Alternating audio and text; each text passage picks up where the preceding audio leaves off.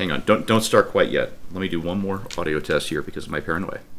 I want to start. Okay, we're good. We're good. Go ahead. Oh, it's too late. I was ready to start. I was ready to start like 7 seconds ago. My moment passed. I'm not. Steve, you just can't do that to a guy. I was in the moment. You just can't do that to a guy. Yeah. I was Backseat in blues. the zone. Scott, I thought you were a professional there. Now I've evened it out. Yeah, well, that was a misunderstanding on your part. So there's this place called Great Clips. I was wondering about that. Not so Had your much. ears lowered. Not so much. So no, actually, it's the great thing about them is that they're reliably unreliable. Sometimes it's great. Sometimes it's not so great. Today, I'll tell you what, though, consistently charming people work there. Very nice people who are learning how to cut hair. So that's what we call an example of sheer terror. That's Oh, it's getting deep in here, folks. We apologize for that. Razor sharp wit of Bill Whittle. So anyway, this is what is this called? Oh, this is the backstage pre-production meeting of Right Angle that is prepared exclusively for the members at BillWhittle.com, and that's getting more exclusive than ever. These members have their own clubhouse now at BillWhittle.com where they are able to interact with each other, and that's the emails that I've been sending to people once they're into the website and they write you a note and say, hey, thanks, it looks great, and I'll write a note and say, enjoy getting to know your fellow members. And I think that's kind of the cool thing about this.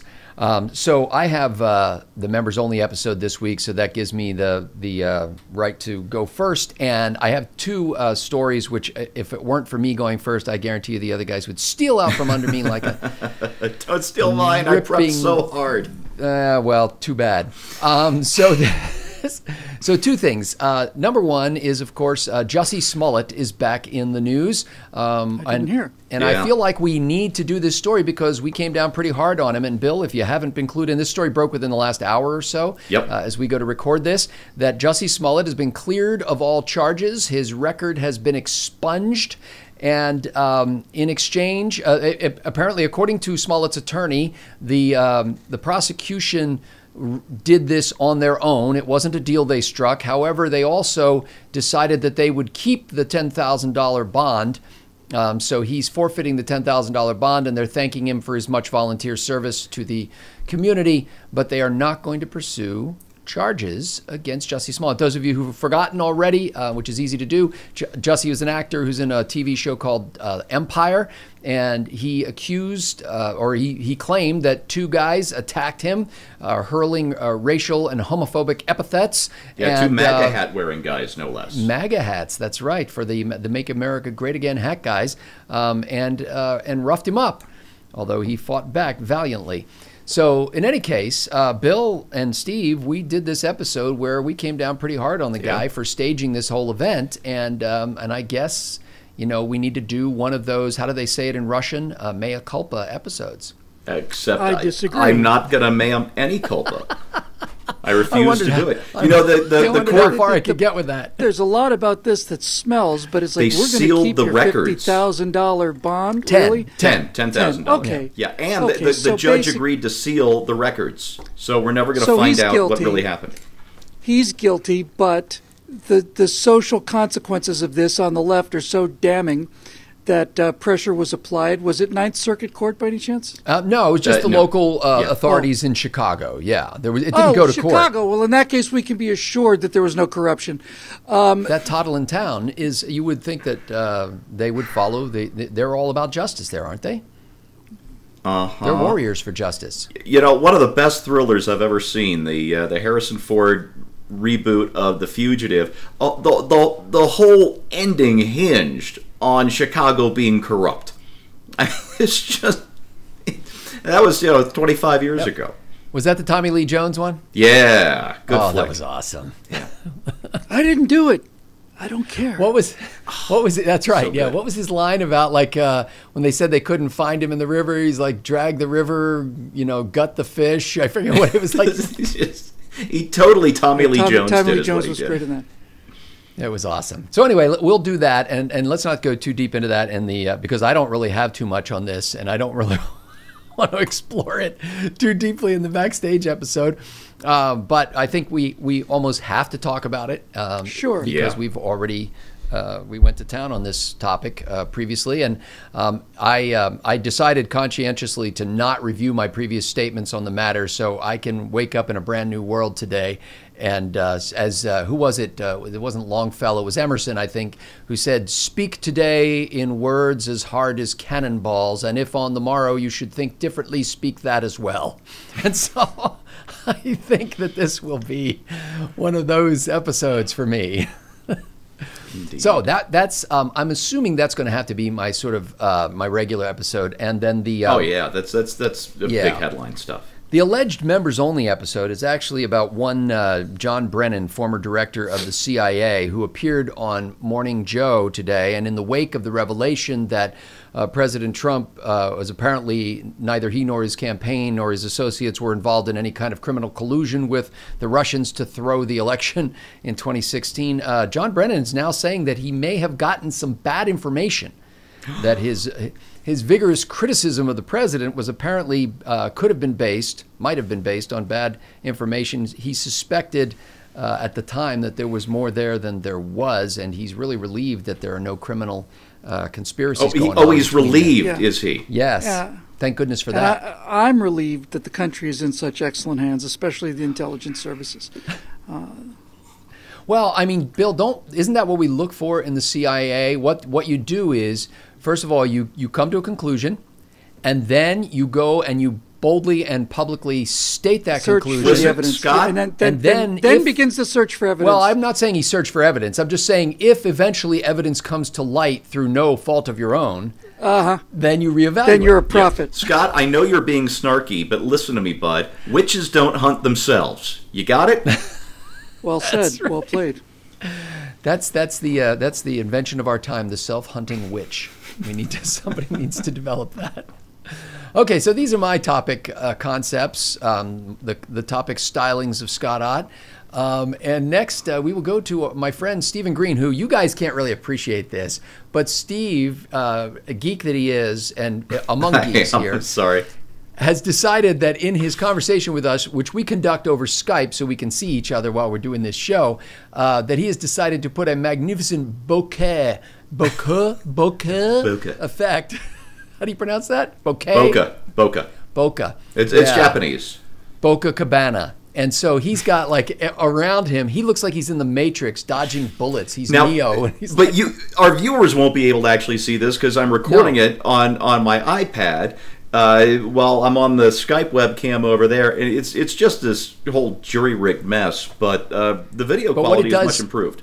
What it does to two middle-aged guys like Bill and I is has us constantly going, I really need to get to the eye doctor again. I feel like I've undergone Presbyterianism or whatever it's called. You do. You have been accused of being presbyopic. So, Steve, topic, please. Oh, fine. We'll have a topic. I want to talk about the media backlash on the Mueller investigation. Nothing burger. Actually, you know what? This is the thing. For 2 years, we've had CNN, MSNBC, various actors and actresses and movie directors and producers, and all of these infotainment media types telling us, well, have you guys ever heard of Crave Burger? It's a kind of a fast casual chain. This is a place where you can get a cheeseburger where each side of the bun is not half of a bun, but an entire grilled cheese sandwich. And then, it's just revolting. Oh yeah, it's like this 2,000 calorie burger, and they'll put thick cut onion rings in there too, and just dripping with everything. And so for 2 years, we've been promised this Crave Burger, the 2,000 calorie monstrosity that could feed a family of 4 for a week. And instead, you open up the box, and there's tiny little Mueller going, never mind. Soy patties is what we get. Oh, well, not dogs. It didn't even measure up to soy patties. Seriously, it was Mueller this big. Never mind. So are you saying that the media the media is executing backlash, or they're receiving backlash because of all the front lash that they laid out in advance? Well, backlash isn't the word I meant to use. I'm sorry, that was incorrect. What I should have said is the media doubling down on the stupid. There is so little self-reflection going on. Instead, they're doubling down. I have a list. These are my notes just for my segment, and I edited out so much stuff because of time. But I'll share just a couple of these. Who was it? Daily Caller did a big list of the media's biggest blunders over the last 2 years, and I took, I don't know, about the best 8 or 9 of those. Did Daily Caller suggest that you said blunders? That usually means a mistake. Well, some mistakes are committed on purpose. The real mistake is the damage they've done to their reputations and to the entire news industry and the entertainment industry as well. And that's the angle I'm going to give to you, Scott. And the other angle is this doubling down angle. CNN reports Democrats not yet ready to conclude there's no Russia conspiracy. The Bulwark, where they're conserving conservatism. That's Bill Kristol's new place. Yeah, right? that's his latest refuge. Charlie Sykes did a thing for them today called I see what he did there. "No Collusion, No Exoneration." I lost you after Charlie Sykes. Yeah, right. Well, Me too. That was, I had to say the name. I'm sorry. No, I literally lost you after Charlie Sykes. The audio dropped out. Politico's spin. I love this. Trump begins post-Mueller reset. There's no reset. They invented this idea out of whole cloth. Trump begins post-Mueller reset by attacking Democrats and the media. I mean, they're not going to let go. CNN said that Trump was going to weaponize the Mueller report. Yes, Republicans pounce. Yeah. Yeah. So and it's interesting. How do you weaponize a feather? Just like, could you? Oh, not the comfy pillow. The comfy chair. So we've got a lot to chew through on this segment. I'll save the best of it for the public thing, but I mean, I had to start a whole new meme at Instapundit this morning.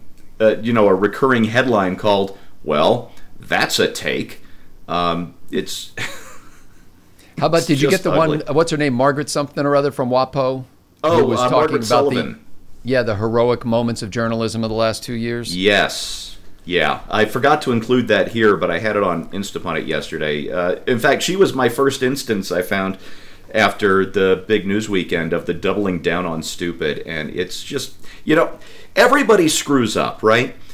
What I tell my sons is when you make a mistake, you gotta find them, fix them, forget about them. You don't want to dwell on your mistakes. But at some point, after 2 years of this stuff, you have to admit to some accountability, some culpability, something.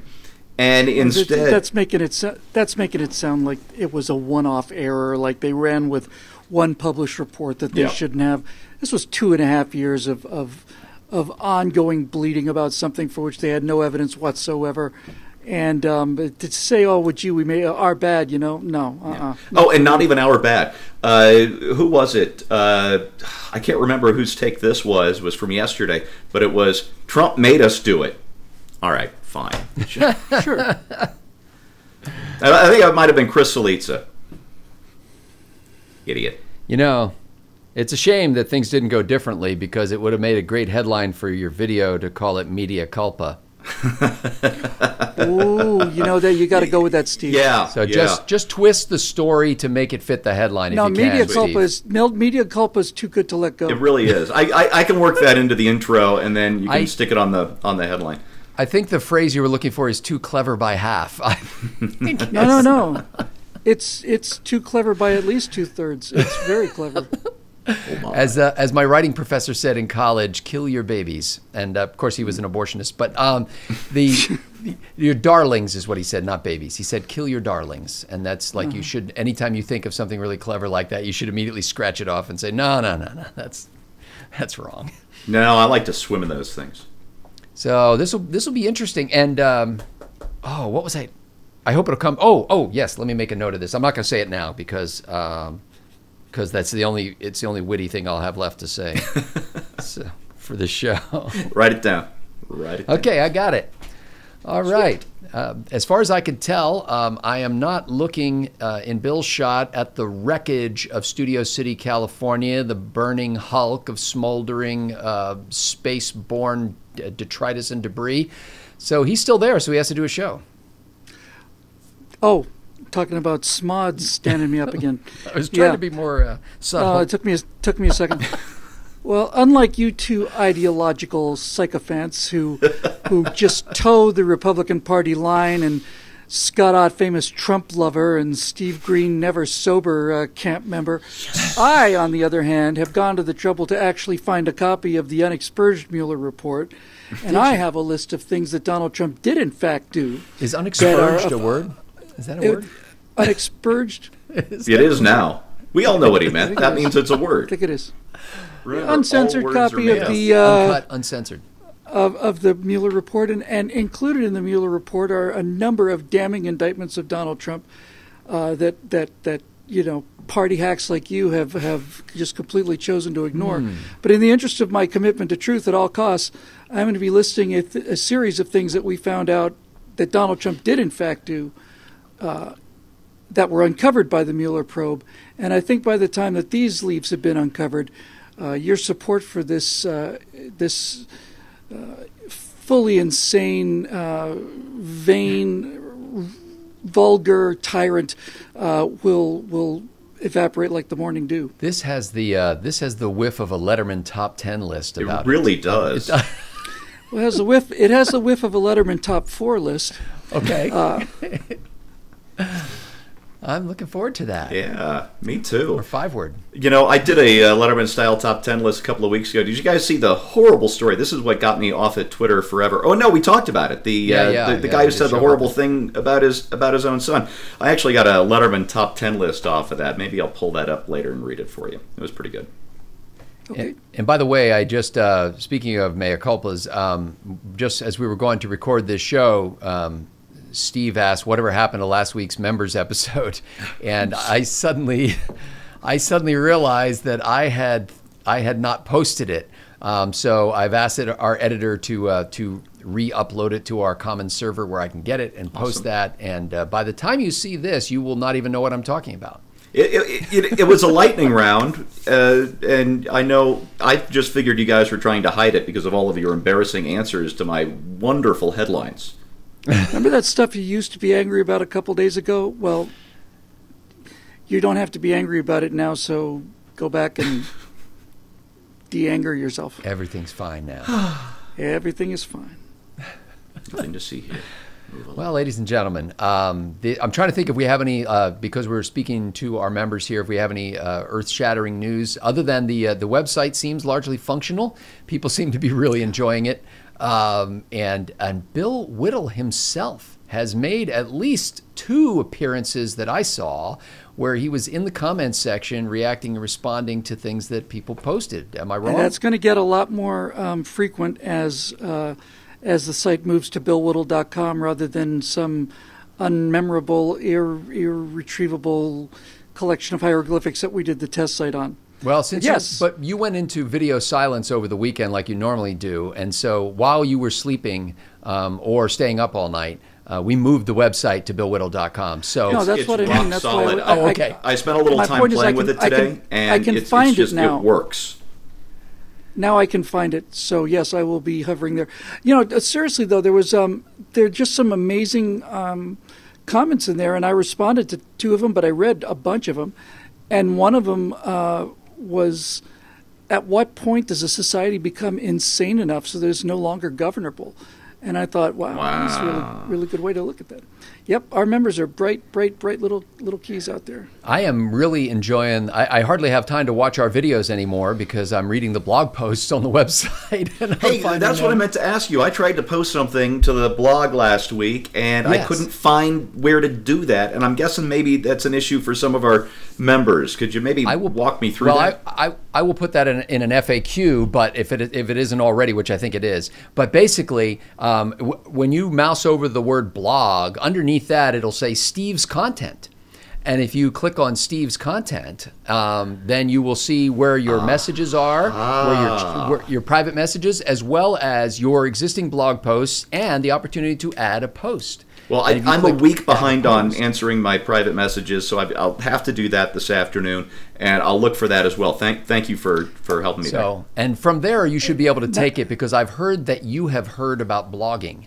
You might understand. I have been known to engage in blog-like behavior from time to time. None of this would have happened, of course, if Scott Ott had worked a little harder. He spends most of his days just sitting on the couch, drinking beers and eating bonbons, watching Judge Judy reruns. A man likes his Kai lattes. What can we say? My wife lives on do those. what a man's got to do. We have the best members in the world, and we also have some of the most passionate people. I had one guy kind of yell at me for being too genial to him, like he thought I was being insincere because I was being kind and member service oriented. That's just Scott. And he was like, "You must live in California." He was like, "Cut the crap," and I'm like, "That's just how I am. I'm sorry." Never apologize for that either. Yeah, but and folks, there's an opportunity on there. Like if you had a question like Steve just did, you could literally click on that FAQ thing, and there is a submit an FAQ request, and FAQ stands for friends attempting. I don't know what it stands for. Quaaludes. You can't get those anymore, I hear. But you can submit a request and say, "Hey, I don't know how to do something. Could you create a little frequently answered question thing on how to do that?" And, just the facts, man. And this level of customer service is absolutely unacceptable, and is going to do nothing but produce heightened expectations from people who've already gotten used to heartbreak. I think it's a gigantic mistake, but I'm powerless to stop it. I had a guy who apologized to me for the salty language he used, but you know how emails come in? It's like reading a blog. You see the most recent emails before you see the older ones. So I didn't even know what salty language he was talking about, and I just thanked him and said no problem and moving on. And then I actually got to later read his email, and I'm like, whoa. But everything's okay now. Everything's fine.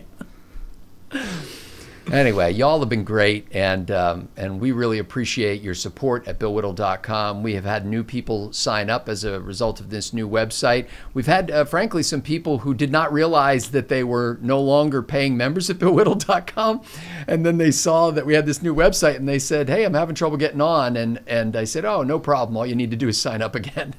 And so they did. So we are grateful for that. Without you, we are nothing. And I think that we are going to see this fellowship of liberty lovers grow and create in ways that we didn't anticipate when we sort of laid out the infrastructure for it.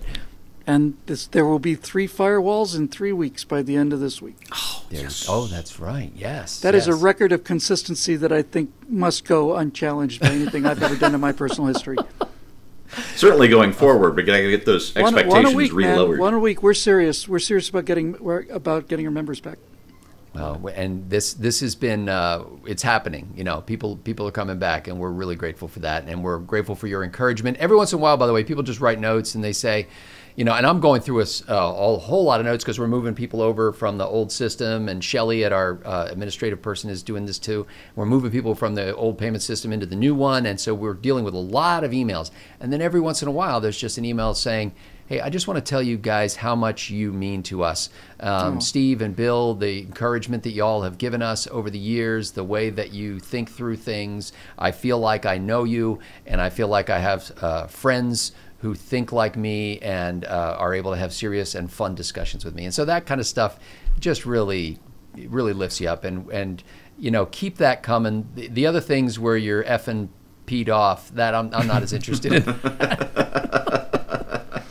Scott reads those so that I don't have to. That's right. No. Keep that coming too. You know, if you find any examples with some really creative cussing, would you forward them to me, please? Because I'm always looking for those. I should have done that. There have been some good ones. Not many of them. Not many. My skin is about as thick as the parchment that the Constitution's written on. That's well, all I think is like this is just, I don't know where I got this, probably from my grandfather, who was a, kind of an engineering minded person, tank commander from World War II. When a problem comes up, it almost doesn't matter to me what the emotion is surrounding anything. Like when people are upset about things, like my mind just goes, how can we fix this? It's just like, whoosh, and you can say anything you want, you can cry, you can scream. It really doesn't matter to me. I am just trying to figure out how to fix it, and we'll stay focused on it tenaciously. That's why the motto of BillWhittle.com is, when a problem comes along, you must whip it. Before the cream sets out too long, you must whip it. Good. If something's going wrong, you must whip it. I think you should You whip must it whip good. it. whip it good. Whip it good. You must whip it. I say whip it. Well, I think our members have good. been whipped at this point, and I think we should release them from their bondage and The mass whipping, sadism. yes, let's put an end to the whipping. That's right. Okay. The whippings will continue until morale improves. Yeah. I think we've improved morale as much as we're going to do on this segment. It's not going to get any better. Well, I've got to go get another haircut. Steve needs a drink, and What are they going to cut off? yeah. Well, I don't mind the sides as much. It's that sort of plate on the top of my head that really gets to me. It's a saucer-like figure that's leaning on my head like a beret. It will grow back. You'll be fine. Couple of weeks, it'll all be forgotten. No problem. Well, ladies and gentlemen, thank you so much for your support. Thanks for Steve and Bill hanging in here with me through good haircuts and bad. And You look like you're wearing a tiny, tiny, tiny little baseball cap way too far back on the back of your head. I just feel like I'm balancing a dish on top of my head. It's good for your posture. It is. Oh, sorry about that. Shoulders back, chin forward. Okay, that's it. We're done. Goodbye.